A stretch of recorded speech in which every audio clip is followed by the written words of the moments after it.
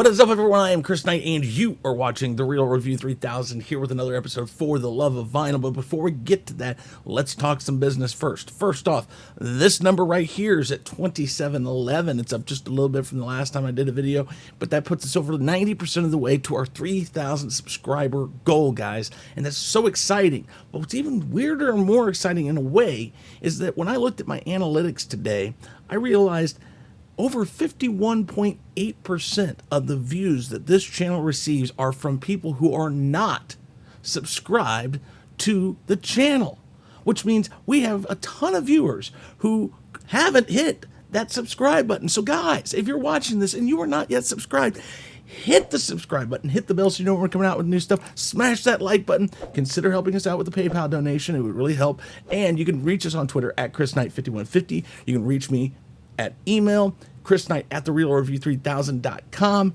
We are on Facebook. We're on Instagram. We have a Patreon. That's patreon.com/TRR3K. All of that information, everything that I just mentioned, is down in the description box, a little lower than that subscribe button. And if it's red, please hit it. Please, please, please. But all of that information is down in the description box. So let's talk about the video and what we're doing today on For the Love of Vinyl, guys. It's really simple. I do like this band a lot, but we're going to do this on Band-Maid again. Yes, Band-Maid, and this song is Cross. Now, Cross is track number 5 off of Just Bring It, released January 11th of 2017. Now, this is live from Zepp Tokyo from the World Domination Tour, and Zepp Tokyo, these concerts that they've done there are some of my favorite. And if you go back and watch some of my older videos on Band-Maid, you'll see that. But let's talk about track number 5s. Yes, I put that in a plural because if you go back, you realize when I talk about what track it is and all that, there's actually a lot of track 5s that I review. And that's not necessarily not by design, guys. This and a lot of other music reviews prove an interesting point of the track 5. You could call it a track 5 syndrome, or you can look at it basically like this, that producers, bands, and record labels for years have designed albums in a way that puts popular songs in track number 2, 3, 5, 10, and depending on how far you go up, I've noticed 15, but it seems to really fall into 2, 3, 5, and 10. And if you go look at some of your favorite CDs, or if you buy it digitally, I think it's still labeled by track, look at that, and you'll see that these things are really geared toward those track numbers. Taylor Swift does it all the time. Like track number 5 is like some of her number ones. I think almost all of her number ones have been track number 5, if I remember right. I don't have any backing or anything to back that up or prove it, but it's really interesting. If you go back and look at singles of your favorite CDs or your favorite artists or your favorite digital tracks, whatever, you'll normally notice that bands follow this trend pretty regularly, especially their releases and their heavy hitters that they really want to like get out there and get a lot of airplay. So it's really an interesting point. So let's just go to the review screen here and we'll talk about that at another time. So let's do this, guys. 3, 2, 1, review.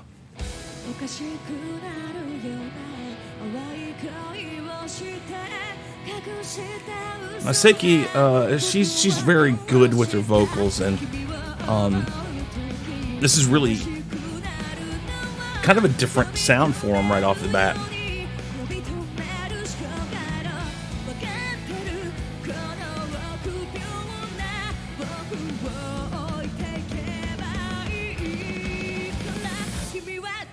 Oh, there we go.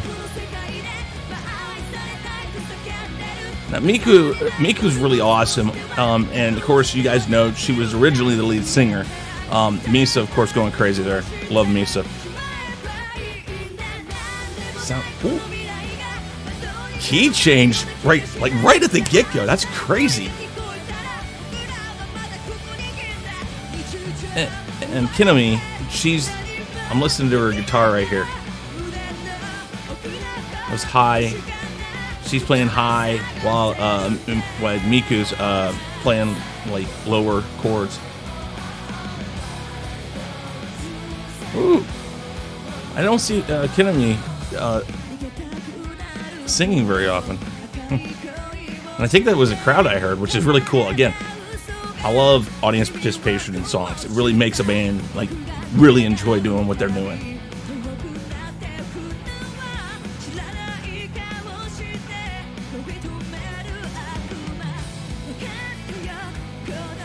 I love the drums. Akana's doing a very good job there. There's that stop. I love it. Beautiful. And that lead guitar part's really awesome.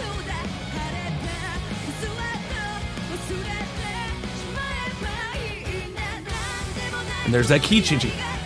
That just becomes a real point. It makes you pay attention to this, because it's not just one you doing that. The stops and everything, when you stop the drums and things like that, and then the key change. You know, when you're here and you go up here, you notice it. And there, another key change right there.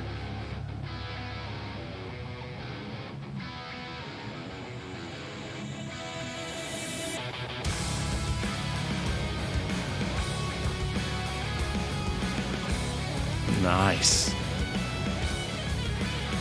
Kana's just, she's awesome.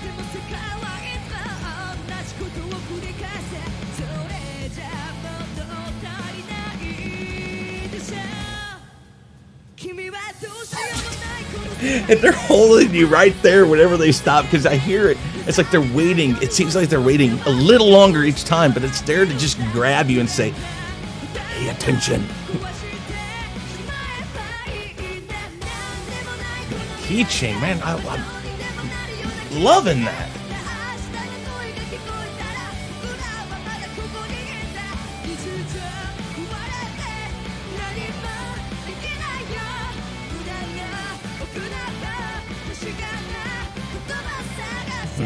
Man, and Akana, that, or is that just the whole band singing?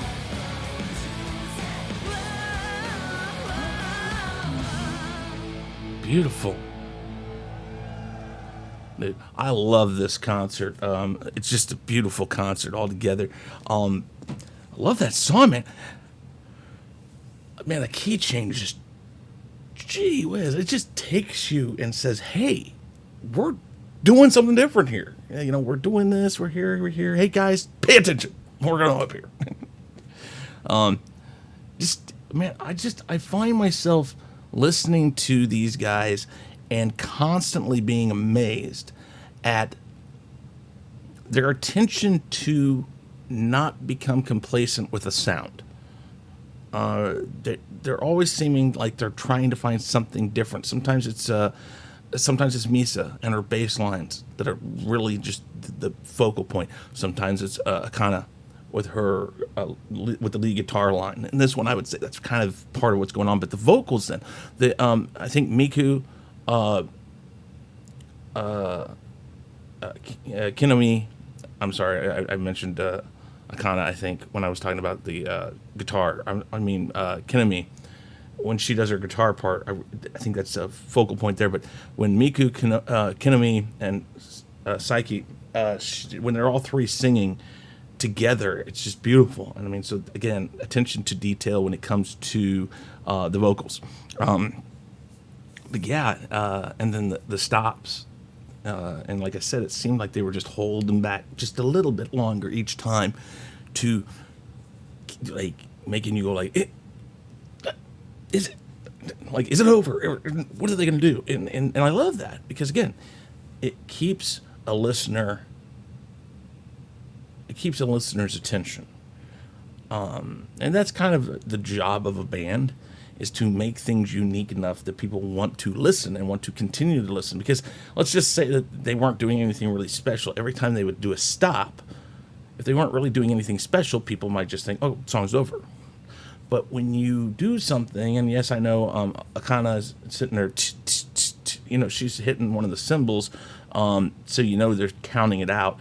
But it's still really important that people want to hear what's coming. and expecting something else to come, because that is by design what a band is doing. So when Band-Maid is doing these stops or doing these tempo changes or these octave changes, what you're really doing as a band, if I were writing a song and I'm doing this, what I'm doing is I'm anticipating what this will do to a listener's ear. I'm saying, by doing this, I'm going to make them go like, oh, something's different. So are we changing the song, or are we going forward some more? And when it stops after it changes, you're like, well, it can't be over because they just have a little phrase here. And so every time after you basically train a listener, this is what we're doing, this is what's changing, but you're going to react each time we do it, because you're like, oh, they're doing it again. Is it almost over? Or are we going back to that same stop? Or are we going to change it? And then when you like drop it down a little bit there and do the I think it says, let me hear you say, whoa. When we do that, you're dropping it down. You're, again, changing things. So think of it like a three-dimensional pattern. Here, then here, then here. And you're moving. And what you're doing is you're training a listener that things aren't, that you're not ready for the next thing, but you're anticipating the next thing. So that's just good song making.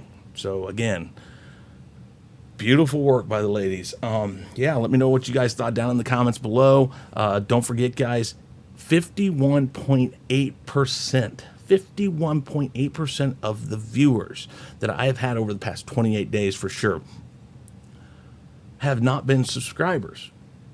That would really, that basically means that 2711 you see down right there could be over 5,000 subscribers, and that's just crazy for me to think of that. And I'm not complaining, because you guys have helped me get this far, but I just know that this channel has so much more potential, and it's because of people like you, people watching. So again, check that little box down there. If it still says subscribe and does not say subscribed, yeah, just hit that subscribe button, hit the bell so you know when we're coming out with new stuff. Smash that like button. Consider helping us out with a PayPal donation. Reach us on Twitter at chrisknight5150. Email us chrisknight@therealreview3000.com. patreon.com/TRR3K. Instagram, Facebook. I got a Twitch, I got a Discord, but we won't talk about that here because I don't use it that much, but I do have them. Yeah, guys, thank you very much. Again, I'm looking for your comments. I'm trying to catch up on the comments. I think I'll be caught up this week, I'm pretty sure.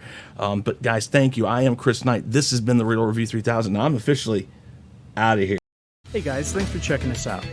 Be sure to subscribe to both channels, and make sure to check out our friends in the Fandom Minutes. You can find us on YouTube, Twitter, Facebook, Instagram, and BitChute, and you can also send us an email at sean@seanstackhousereacts.com and chrisknight@therealreview3000.com. And be sure to swing by our Teespring store to pick up some awesome merchandise.